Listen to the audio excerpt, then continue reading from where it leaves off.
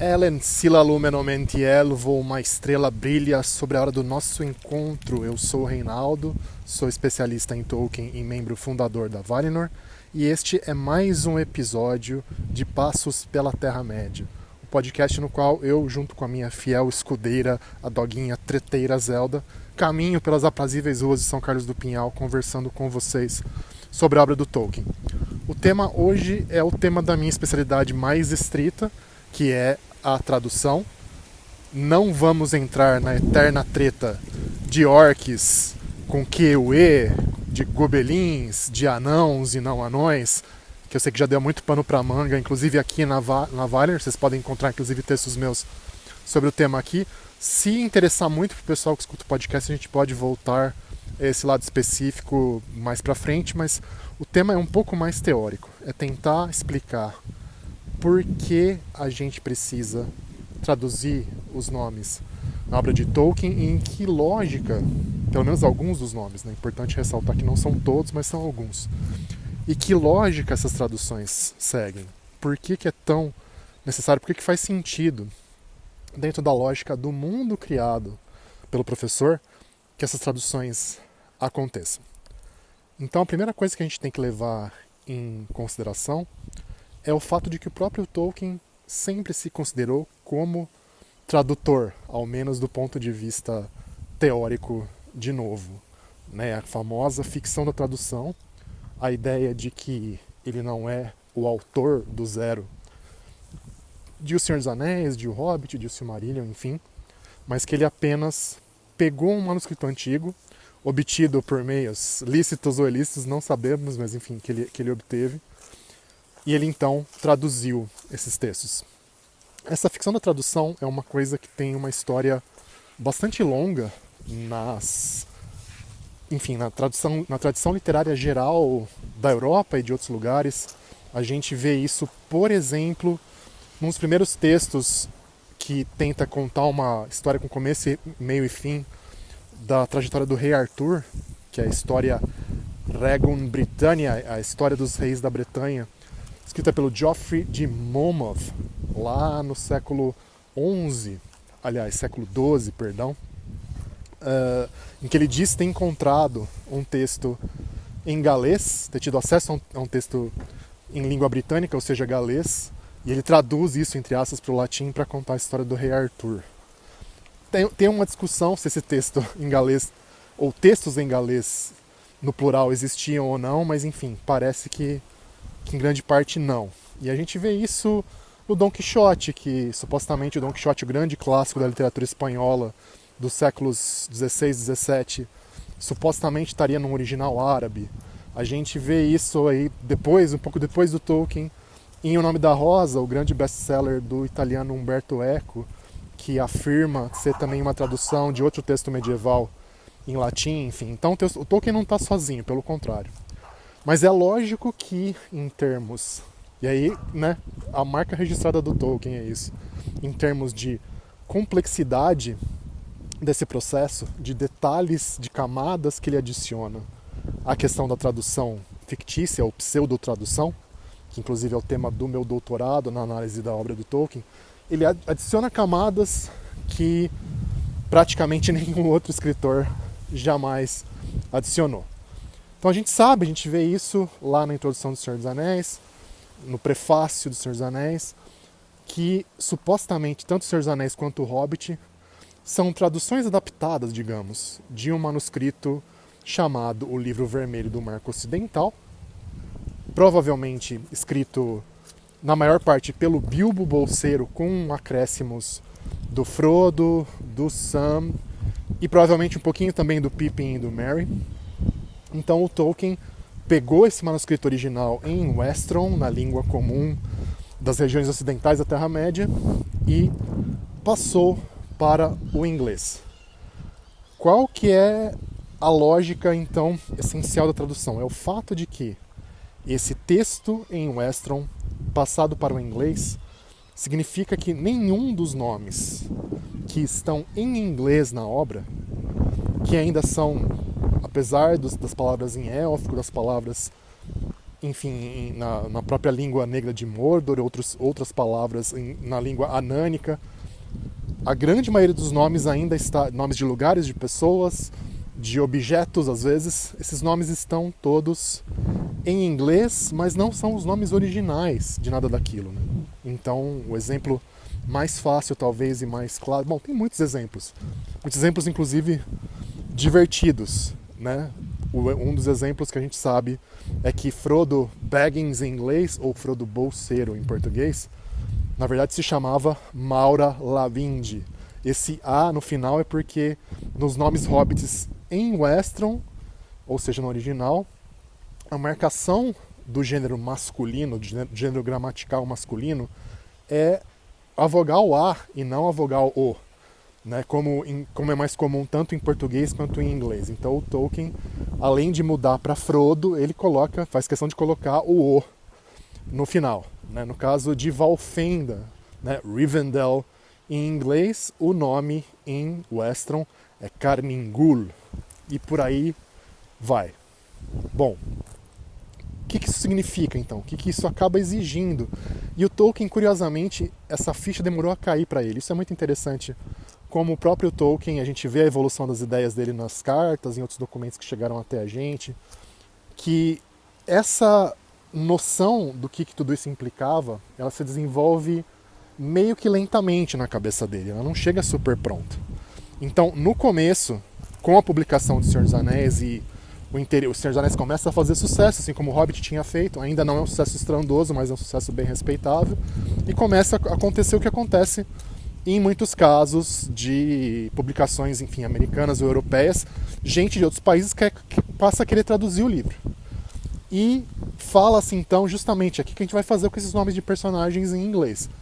E o Tolkien olha, primeiro ele fica meio horrorizado, porque ao mesmo tempo em que não teria como, na Terceira Era da Terra-média, que é uma época que certamente está muitos milhares de anos atrás, muitos não, mas pelo menos alguns milhares de anos atrás da gente, na ficção, no mundo ficcional, real, ficcionalizado, na verdade, do Tolkien, não teria como alguém falar inglês, seria impossível. Mas o Tolkien percebe também que, principalmente no caso dos hobbits, da nomenclatura do condado, topográfica, né, dos lugares do condado, ele usou, em grande parte, uma espécie de paródia da maneira como nomes de lugares e sobrenomes de pessoas, principalmente, na Inglaterra eram formados. E alguns, inclusive, como Tuk é um bom exemplo, tem muitos outros nomes ali, são nomes de lugares de pessoas, sobrenomes que aparecem de fato na Inglaterra. Buckland também é outro bom exemplo, e por aí vai.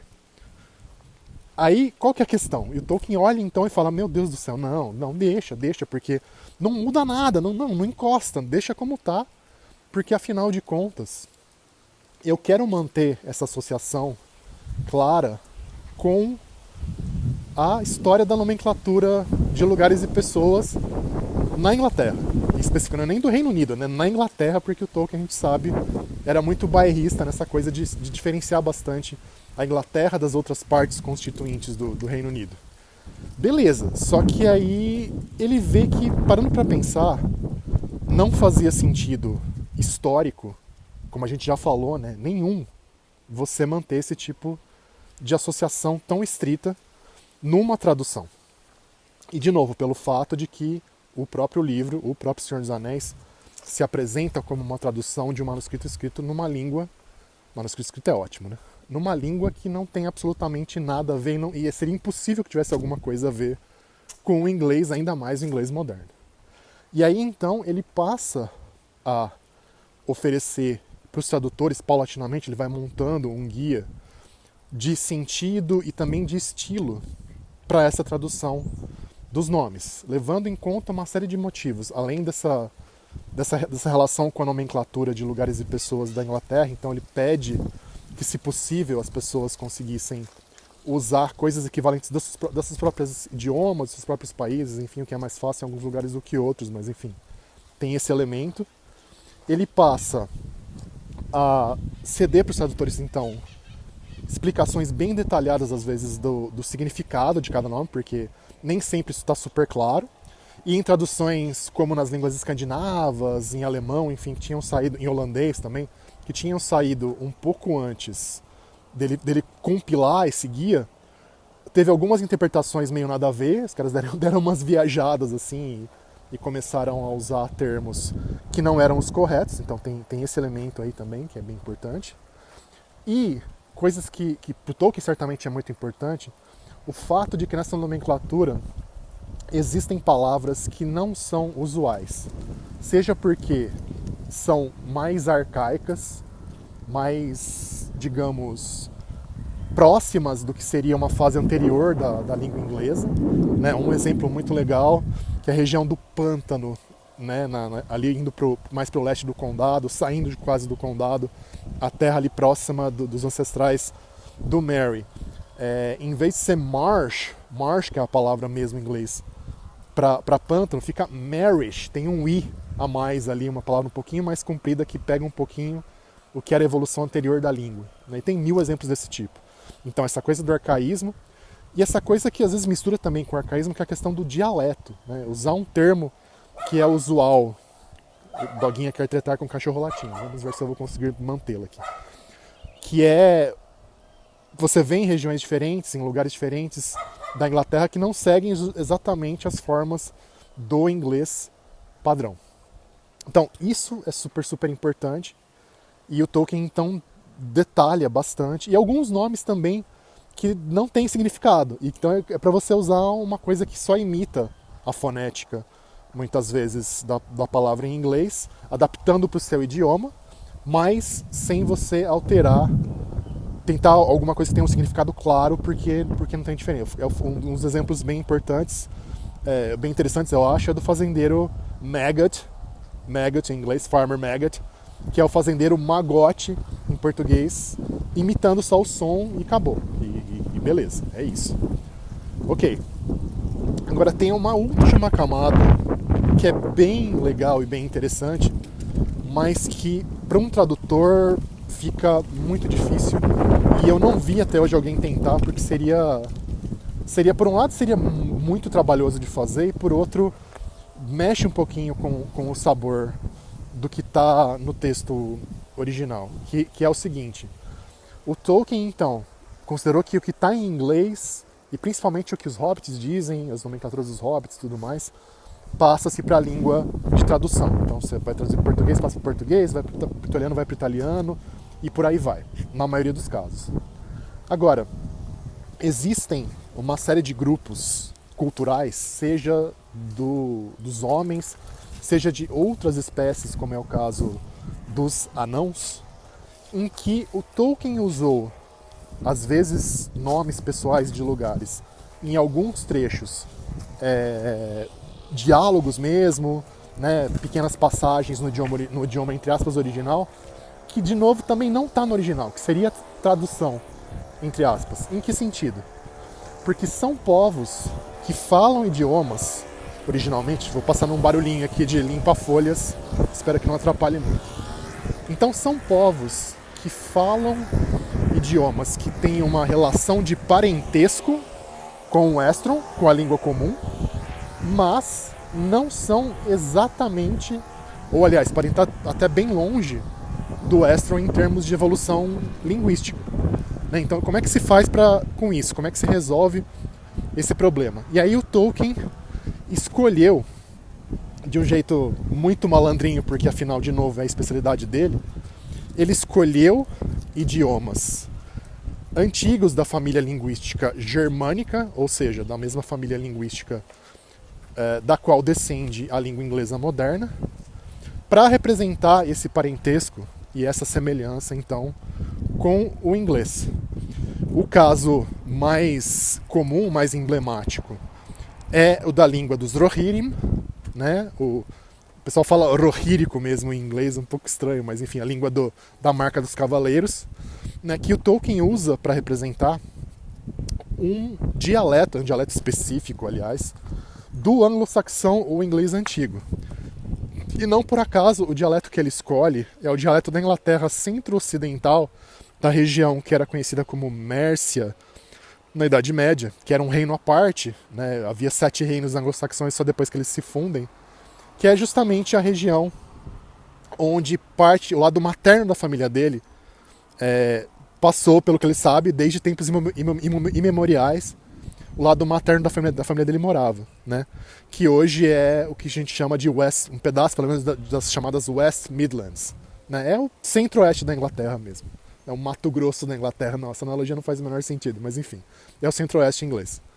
Então é esse dialeto específico da anglo-saxão que é atestado, é registrado, que o Felden, que o Elmer, que a Elwin, todo mundo que a gente conhece ali tem como língua materna, se bem que o Felden, né, plot twist, ele cresceu parte do tempo em Gondor, então ele tinha como língua co-materna ali o Estron também, a língua geral. Mas enfim. Por quê? Porque na cabeça do Tolkien, então, pelos Rohirrim serem um povo mais primitivo, entre aspas, que tem instituições mais informais e que foram se solidificando relativamente cedo, era um povo praticamente tribal, que só agora ganhou um reino estruturado, faz 500 anos no tempo do Senhor dos Anéis, que tem um reino estruturado, aliado a Gondor, enfim.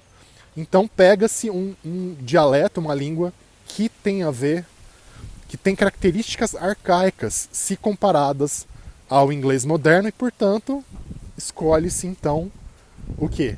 O anglo-saxão ou o inglês antigo, que foi falado na Inglaterra. Então, assim, a divisão é um pouco arbitrária, mas se considera que foi até mais ou menos ao século XI, XII. Depois disso o inglês evolui bastante, recebe muita influência do francês e se transforma.